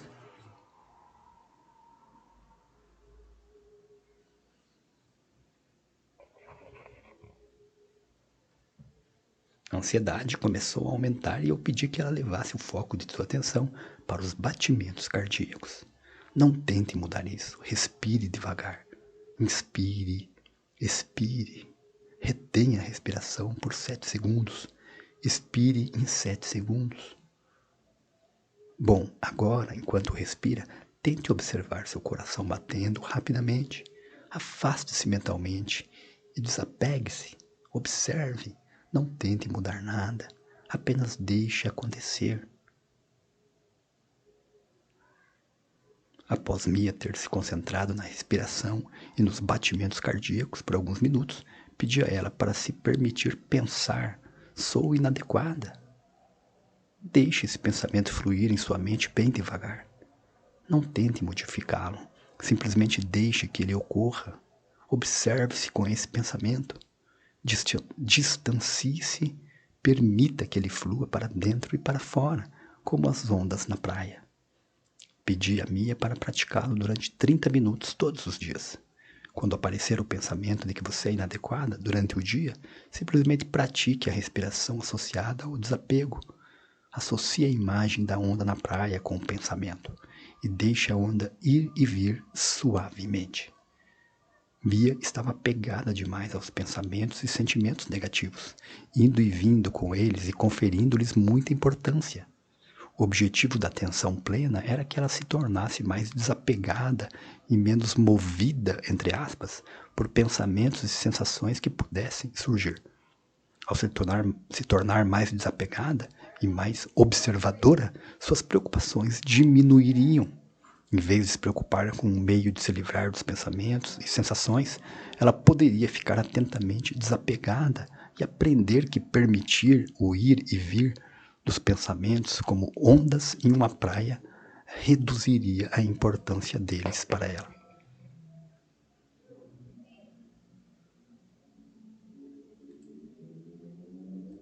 Subtítulo: Enfrente o pior temor.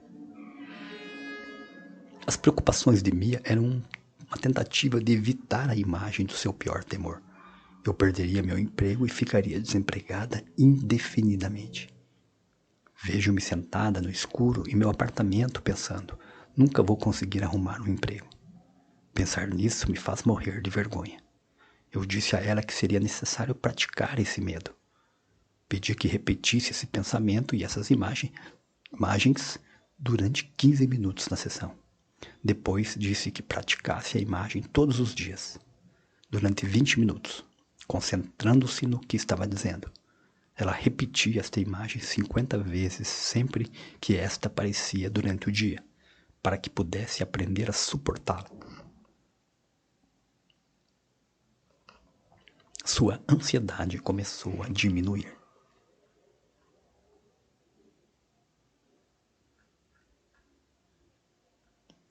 Subtítulo: Suba a escada dos significados.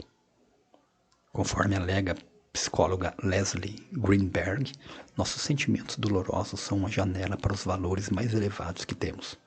Sugeri a Mia que, quando se preocupava com o seu desempenho, ela estava buscando algo importante, algo que apontava para seus valores mais elevados. Ela respondeu: quando fico preocupada por não me sair bem, acredito que, se realmente me saísse bem, conseguiria reconhecimento por fazer um bom trabalho. Ela então subiu a escada de que o reconhecimento significaria: sou conscienciosa, responsável, digna de confiança, posso fazer minha parte. Eu podia perceber que Mia se sentia mais positiva à medida que subíamos a escada em direção a valores mais elevados. Ironicamente, ela estava usando a preocupação, comportamento defensivo, perfeccionismo e personalização para lidar com os sentimentos. Então, pensei que poderíamos analisar de que forma essas eram metas positivas e metas que ela já estava alcançando. Você pode dar alguns exemplos de como é conscienciosa no trabalho agora?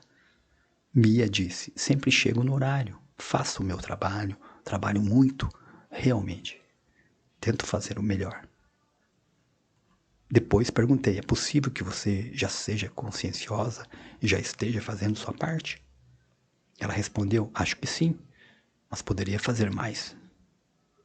Você está dizendo que a única maneira de ser consciosa é ser perfeita?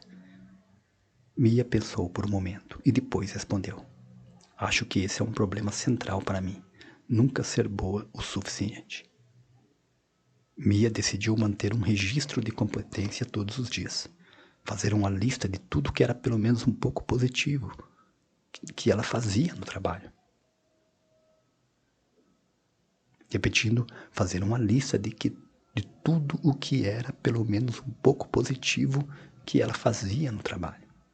Para sua maior surpresa, ela conseguiu uma tremenda quantidade de coisas, mas por ser perfeccionista, focava as poucas coisas inacabadas ou imperfeitas. A técnica da escada revelou seus valores positivos, indicando que ela era conscienciosa e fazia a sua parte. Mas as distorções cognitivas e o perfeccionismo faziam com que ela desqualificasse os aspectos positivos.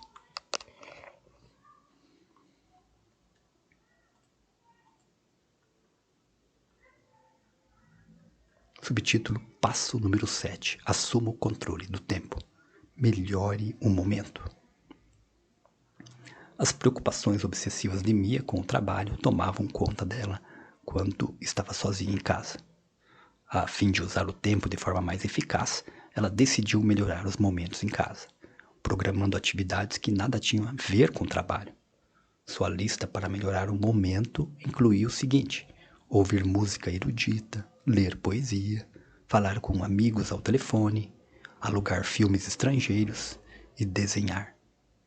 Ela também decidiu fazer aulas de yoga, o que ajudou no desenvolvimento da atenção plena e o desapego. Aprendeu a praticar a respiração meditativa, a reduzir a velocidade do seu pensamento e a se tornar menos apegada aos pensamentos e preocupações e a ficar mais atenta às suas sensações.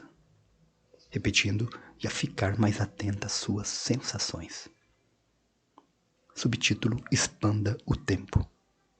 As preocupações de Mia estavam focadas em pequenas coisas que ela fazia desabrochar em sua mente como sendo o futuro. Pedia a ela para se lembrar de coisas no trabalho com as quais havia se preocupado nos últimos anos. 2 anos atrás, ela havia se preocupado com críticas, apenas para descobrir que conseguira um aumento maior que o esperado. 6 meses antes, ela havia se preocupado com o que sua chefe pensava dela, apenas para descobrir que ela estava simplesmente tentando obter informações sobre o trabalho. Além de expandir o tempo, indo de volta ao passado, Mia conseguiu fazê-lo projetando-se no futuro. Ela previu que na semana seguinte estaria menos preocupada com o que estava acontecendo naquele dia, pois novas coisas tinham de ser feitas e os projetos vinham e iam. Finalmente, ela conseguiu expandir o tempo ao programar as metas para o futuro. Planos de ver os amigos, encontros, aulas e caminhada pelo campo. Conforme ela escapava do momento imediato da preocupação e movia-se para as futuras atividades que procuraria fazer, ficava menos preocupada com o trabalho.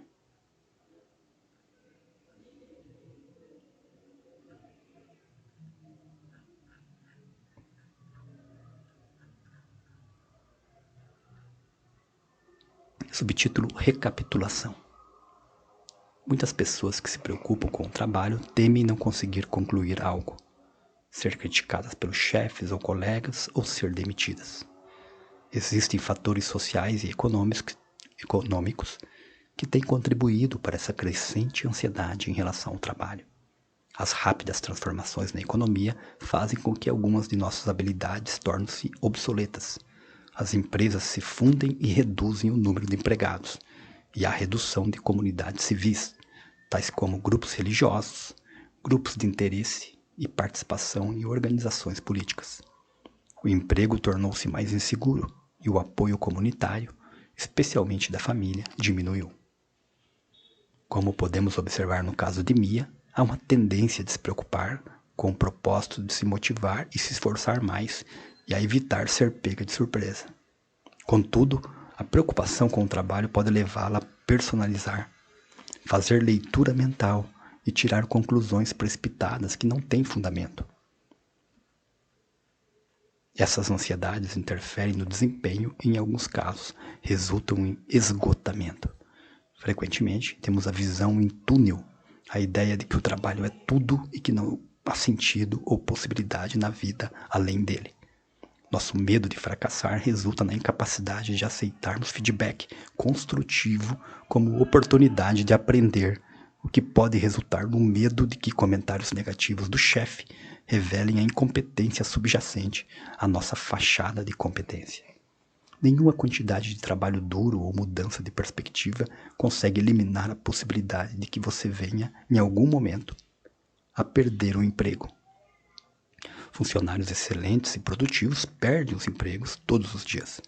Preocupar-se com isso, no entanto, não aumenta suas chances de permanecer no emprego atual. Você pode usar a aceitação, o treino da incerteza e a construção de alternativas no mercado de trabalho como estratégias para lidar com possibilidades que, eventualmente, estejam além do seu controle. Na verdade, normalizar a fluidez do mercado de trabalho, em que pessoas entram e saem de diferentes empresas, talvez seja a visão mais realista. Criar alternativas de trabalho vai ajudá-lo a colocar seu emprego em perspectiva.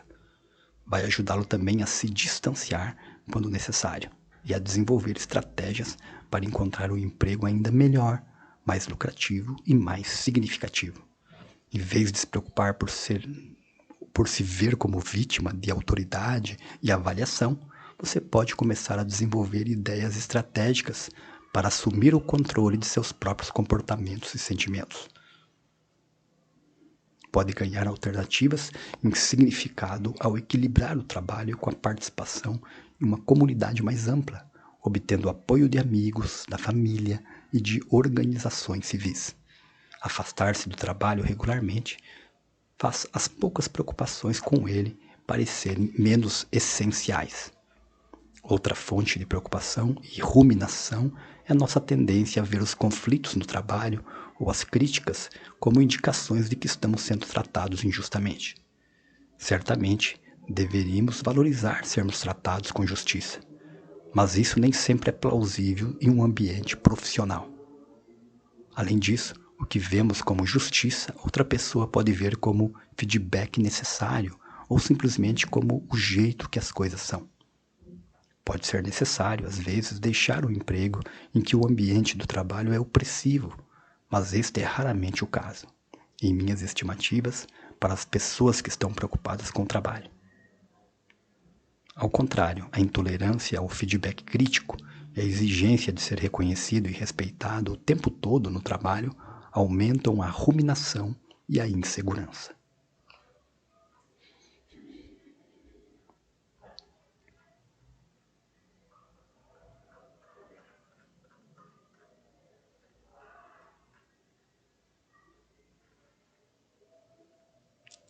Capítulo 16. Recapitulação.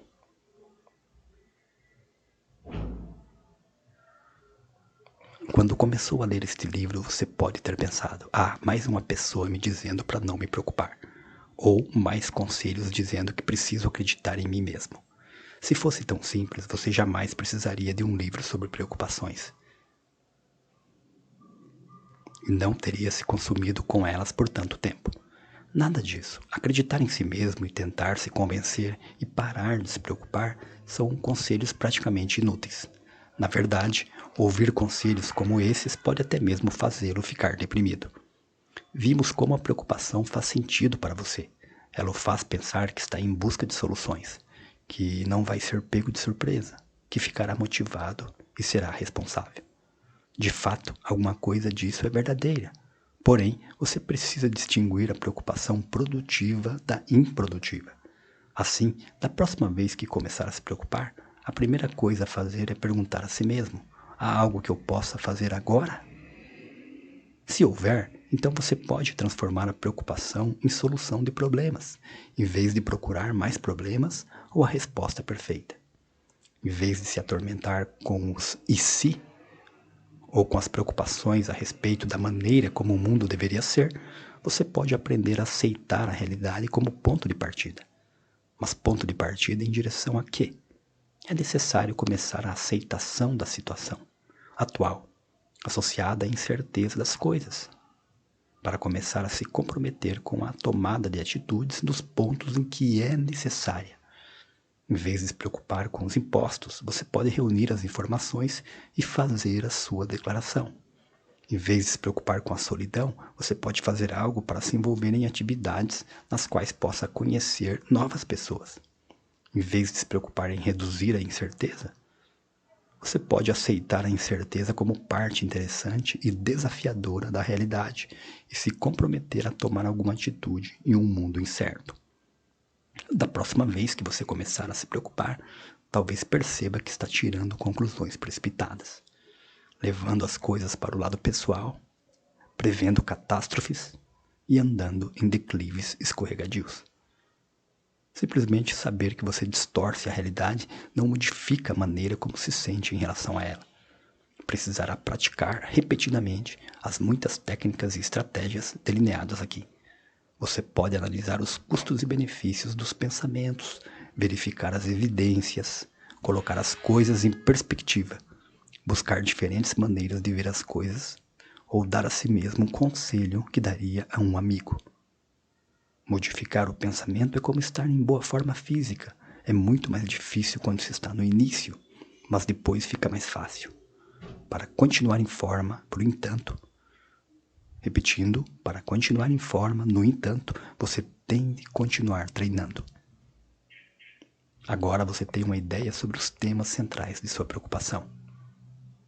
Ela pode estar relacionada ao sentimento de ineficiência, aos padrões exigentes ou à necessidade de ser especial. Qualquer que seja, a boa notícia é que o mesmo problema reaparece ciclicamente e, assim, as mesmas soluções devem funcionar. Sua preocupação, na verdade, o distrai das questões nucleares, pois você fica pensando em formas de evitar que o segredo de sua questão nuclear se revele. Você se preocupa com a necessidade de realizar o trabalho perfeito, pois não quer que a questão nuclear de sua preguiça ou de sua inferioridade se revele. Porém, agora você tem técnicas que pode empregar para chegar ao ponto central. Você é realmente inferior, indigno de amor e incapaz? Como contestaria essas crenças negativas? Que conselho seu melhor amigo lhe daria a respeito disto? Mesmo que domine tudo em cada livro de autoajuda que já leu, você ainda vai enfrentar o fracasso na vida. O fracasso é inevitável, porém não é fatal. É normal, não um sinal de imperfeição. É parte do processo, não o final dele.